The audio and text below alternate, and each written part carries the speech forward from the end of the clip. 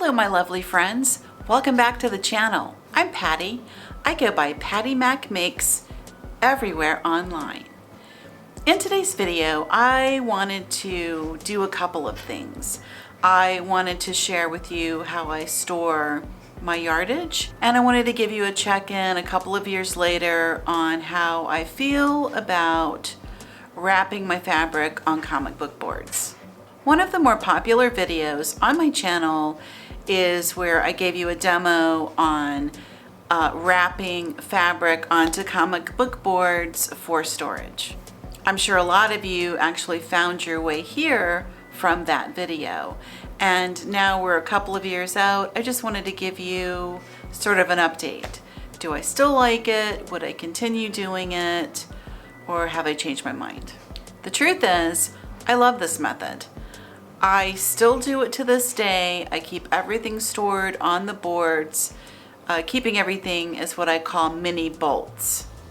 And as I'm filming this video for you, I'm sitting on the floor of my sewing room, and behind me, you can see what is the bulk of my fabric storage. I use a kitchen island that I got from IKEA as my work table. I love this thing. I also did a video on that, but today let's just talk about the fabric. So as you can see, my fabric is behind me, and one of the things that I liked about this particular piece of furniture is that it had the two large shelves. It's really designed for cookbooks and cooking implements or whatever, but I find it perfect for keeping my fabric collection. Now, is this a perfect setup or system? No, it is not. And a lot of people have brought up the issue of dust and light and all of that stuff. I live in a home just like you do, and I do have, dust that I have to keep up with. But truthfully, it has never bothered me. I don't notice a lot of dust collecting on my fabrics. I do every so often take the vacuum with a little brush end and just kind of go over stuff, but it has never been something that really has stood out for me as a problem. I also like to try to use and rotate my stuff pretty frequently. It's a small collection, so I'm trying to keep it rotated. And because I'm making my projects for blog posts and videos and that type of thing, it's a little bit different than someone who is in a regular home environment and who is just sewing for pleasure. So I like having my fabrics out on display. I think it looks good in the pictures and it looks good in the video, and just from a personal standpoint, I like it because it reminds me that there's always something fun over here to do, and it gives me some inspiration because I can see my fabrics in front of my face. In the grand scheme of things, this is a pretty limited fabric collection, and I like that because then I don't get too overboard in constantly buying fabric. I only have so much room that I can store things, and so it keeps me from developing my own fabric store at home. Though to be honest, I still have a lot, and there's more fabric stored in other places, and we'll take a look at that in a different video. Today, let's just talk about what's on my main shelves. So you can see I have two shelves, and most of it's fabric, but then here I have something, it's called a bus box. And I get these in Sam's, and it's used for a restaurant to bus tables. I use it to help me organize some of my projects. And so I store what is going to be my most, the next thing in line that I want to do is going to go in here. And so I store that on the shelf. But you can see, if I took this out, I would have a ton more space to wrap and store more fabric. So one of the things with managing your fabric and managing your stash is finding ways that work for you. So what I'm doing here is just presenting to you a way that I do it. And if you like that way and you want to adopt that method, that is up to you. But more often than not, what I find is it gives people ideas for how they can make something work in their sewing rooms and in their lives. And to me, that's really the point, is to provide ideas and inspiration. It's not to say, this is the way that you need to do it. This is the one right way. There is no one right way, not in fabric storage anyway. It's what works for you. So I wrap the fabrics, and then what I also do is I store mostly by color. And not completely, but mostly by color. And so let me just flip the camera. I'll get behind the camera and we'll just set that up to film the fabric on the shelves behind me, and I'll talk with you about what we're seeing. And you can just kind of have a gander at how I'm storing my main fabrics. If you like this video, let me know, and if you want to see how I'm storing my smaller bits, like my fat quarter bundles and jelly roll strips and things like that, let me know and I'll show you how I'm keeping that. Also my scraps, that's over on this side of the room, which is where I keep what I call my crafting cart. And that's got quite a bit of other fabric storage, but mostly the pre-cuts and that type of thing. I also have a large drawer that's dedicated completely to my Ruby Star collection, and that's all over there. So let me know if you have interest in seeing any or all of those things. I would be happy to oblige.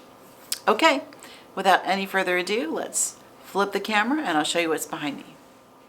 Here's the top shelf of my fabric storage, and I'll just pan across so you can sort of see what's going on.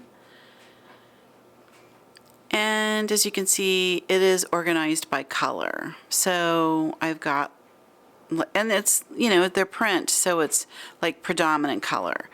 So reds and pinks, and then I go into greens, and then blues, and then like neutrals, you know, sort of whites type of things, grays, yellows, and then into grays and blacks. And then all the way at the very end, that is a very specific project that I have coming up, but that's been sitting there for a while.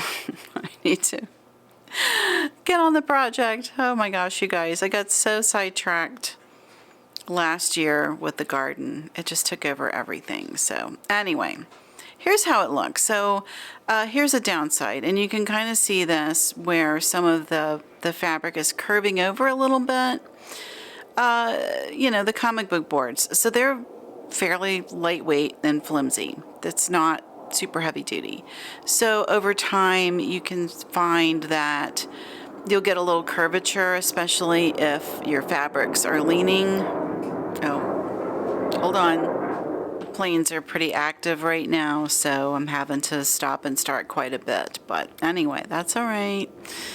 I live next to a Navy base, and so it's just part of what goes on over here. But anyway, as I was saying, you can sort of see some of the curvature and some of those little mini bolts.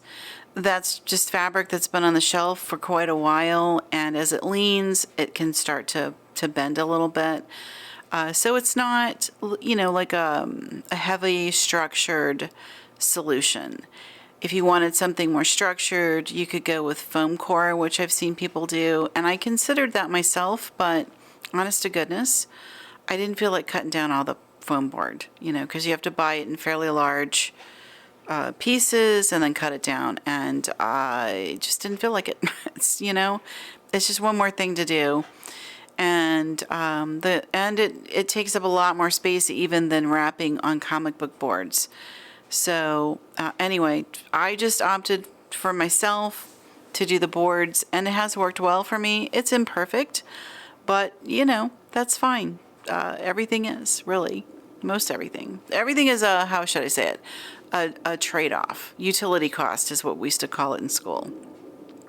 Anyway, economics. I took quite a bit of economics in school. So this is all going to be yardage. And some of it is as little as 1 yard, but mostly it's 2 yards and up. And over here with the strawberry print, that's like a 5 yard cut. I got that on like an incredible sale, so I grabbed it. But most of it is 2 yards, some 4 yards, some 3. There's just different things in here. You can see over here, I don't know if you noticed, but that tag says boundless. So that's old Craftsy fabric. I still have some Craftsy even in my stash, which I love.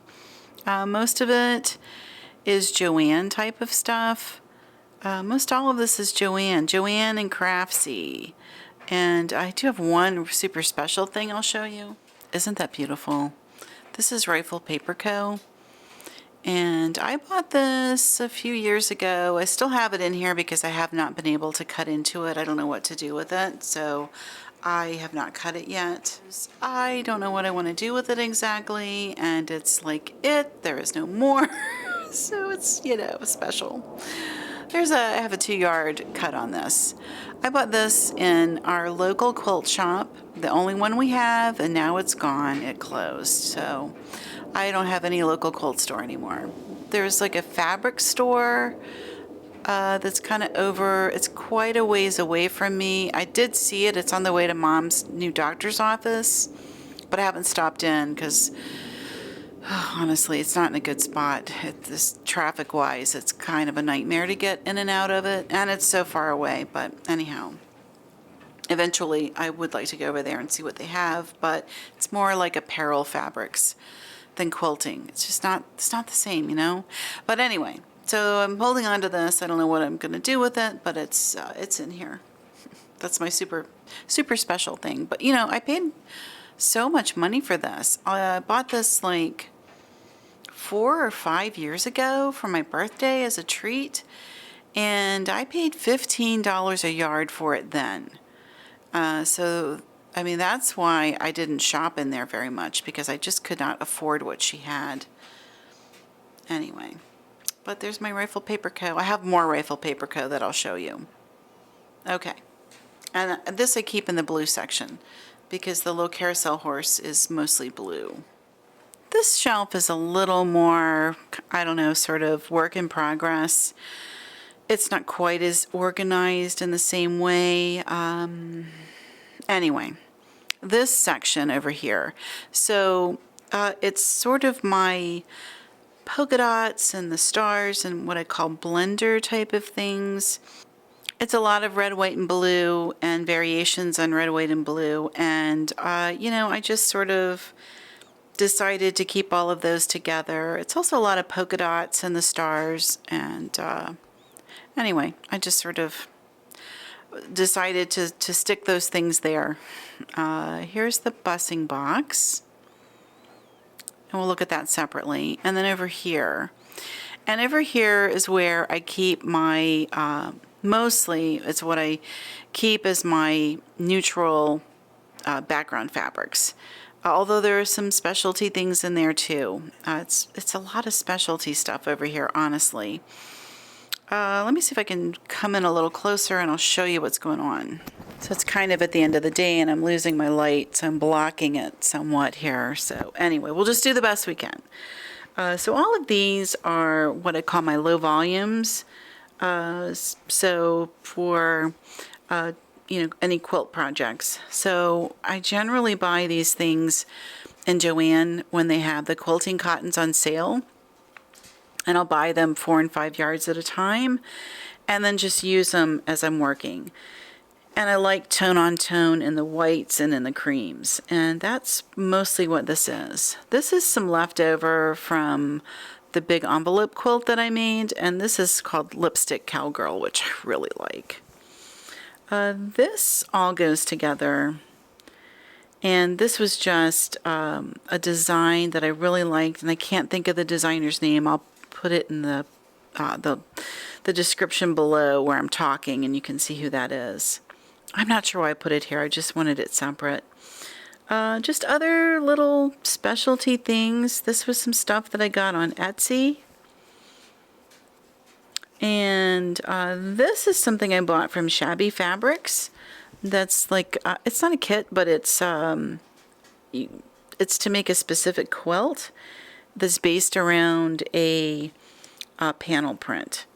And it was like a camping themed quilt project. It was so cute. And I did a video on it a while ago, which I'll link to below if you want to see this in full. And then this is a canvas, and it is the remaining yardage that I have from IKEA fabric. And I am so sad that IKEA does not sell fabric anymore, because it's a nice fabric and it was very inexpensive. I wound up getting this, and I made curtains to cover where I keep my washer dryer, because our washer dryer, they're large, and I live in a small house, and the scale of appliances now to the scale of what they were in 1983 when my house was built is completely different. So I had to take the doors off to get the appliances in, and then I just wound up covering with a curtain that I made from this. So anyway, that's what I have left over. And this is all my Christmas fabric over here. And these are Rifle Paper Co. And I did not pay $15 a yard for it. I got it on sale direct from them after Christmas last year. So anyway, buy on sale whenever you can. It's the only way to do it. It's the same way that I buy my groceries now. I have a good stock on hand. I keep all of my basics all of the time. And then when something that I'm already going to use goes on sale, then I go ahead and buy it up. It is the only way that I can afford to keep the groceries in the house. And the fabric is the same way. The fabric is going up. I don't know if you guys have noticed, but it is going up. So I just buy on sale. That's how it is. That's just the way it is. If it's not on sale, I'm not going to buy it. It has to be discounted, because otherwise it's just too much. Let me just give you a quick peek of what's in the bus box. Okay, I'm just going to quickly run through this just to give you an idea of how I keep stuff. So this is pulled for a curtain project that I have coming up. I'm going to be making curtains for my bedroom, and this is going to be part of that, these two pieces. This is a napkin that I made a while ago. It just, I don't know, it was in a random spot, so I threw it in here to get it out of the way. These are from scraps from the strawberry quilt, and I just had all of these straight pieces, like strips, and so I just made a whole bunch of strip sets. And I'm not sure what I'm doing. I was thinking I would use it as part of the backing. I might not, I don't know. These are some curtain rings, and I use these constantly. I love these things, and I hang all my curtains this way, and I also hang all my quilts using these. This is something I started on. This will wind up being on the channel, but I got to kind of work my way through it. Basically, it's stuff you can make with jelly rolls, and one of the things I did was this gorgeous bag. It's so pretty. Oh my goodness, it's so pretty. I love it so much, and it will eventually be on the channel, but not today. I've been sharing with you about my mismatched patchwork quilt, and this was the original instructions and the bag that contained everything, and it was sitting in this box for, 6 months before I got to it. These are strip sets from that original jelly roll, and we'll get into that later. I don't want to give too much of that away. And then here I've pulled, like I started this, and then I pulled this fabric to go with it. And so you can see, like, this is why I like the comic book board so much and the mini bolts, because it just makes it easy to pair fabrics. So this will be the quilt top. This is going to be the backing, and I think it works really, really well together.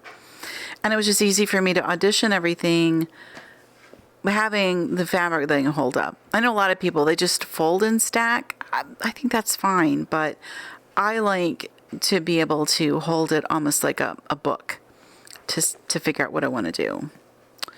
Okay, we're just going to remove this. I don't want to give too much away on that. This is for another project. This is, believe it or not, is a ruby star, and it's called toweling, and it's designed for you to make your own tea towels, but I want to make a bread bag because I've started baking my own bread, and yeah, I want to make bread bags. This is something that Fat Quarter Shop sent me eons ago, and I have not used it. I I went ahead and put it in here so I can just sort of play with it, but yeah, I never did anything with it. Okay, the rest of what's in here is related to my Bauhaus quilt, and I have shared with you about making Bauhaus, and I wound up doing it as a sized down version.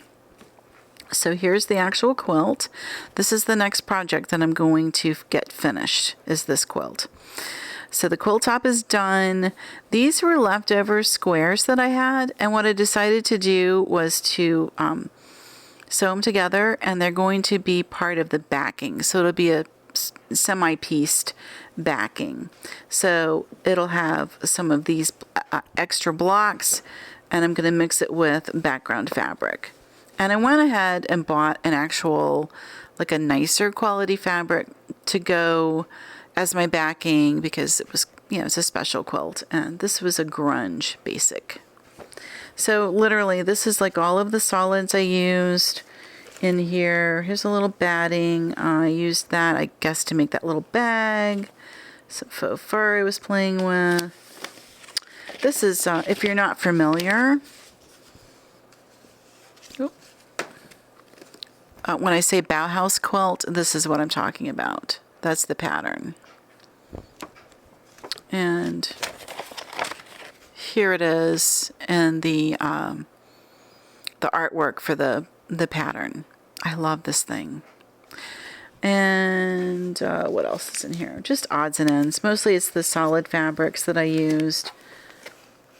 So this will need some cleaning attention when I get the quilt done. When I finish the quilt, whatever's in here, it's going to get, you know, put away. If it's like, this has yardage, so that can go back on the shelf.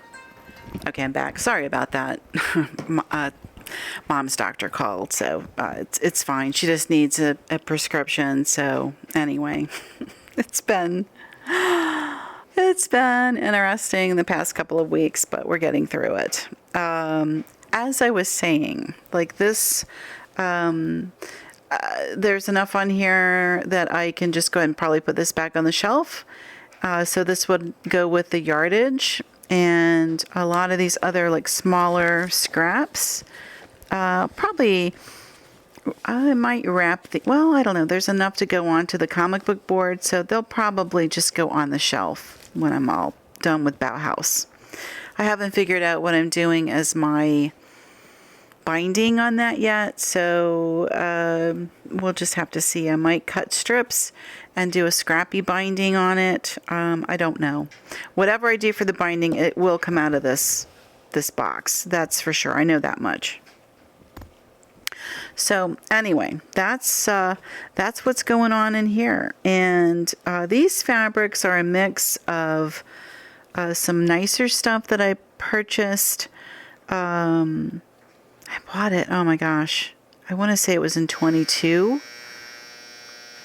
Yeah, 22 from Fat Quarter Shop on their sale that they have after Christmas. So that's how long this has been around. And I think it's Bella Solids, if I think about it. So it's Bella Solids. And there's also some things in here that I picked up from Hobby Lobby. I liked some of the color that Hobby Lobby had. And they have really good prices on stuff. But the fabric is a little thin. It's not the same quality, but it is usable. So anyway, I don't know if this helps you or not. I have no idea. I'm hoping it does. You know, the best thing I can tell you is just organize the best that you can. I am not an organizational expert. I think that's quite clear after watching this video. I just do my best, but I like this because I can just throw everything for the projects that I have planned, you know, in one place. And that just helps me with some of my organizational stuff. So, okay, that's it. And I mean, this bag, can we just say how cute that is? I love this thing. Okay, that's it. That is the video for today. I hope it helps. I hope it gives you some ideas, and let me know if you want to see other stuff. And I guess I could do like a video that just does like all of my fabric storage, and I'll just hit it like high level instead of like really getting into the weeds like we are in this video. We could just do a high level of this is what I keep here, this is what I keep there, this is what I keep in the other place, and just, you know, keep it to that 10-15 minute mark. So, okay, let me know what you think about all of that. And let me just say, I appreciate you so much. I thank you from the bottom of my heart for being here, and I will see you in the next video and around YouTube. Until then, happy quilting, everybody, and I'll see you soon.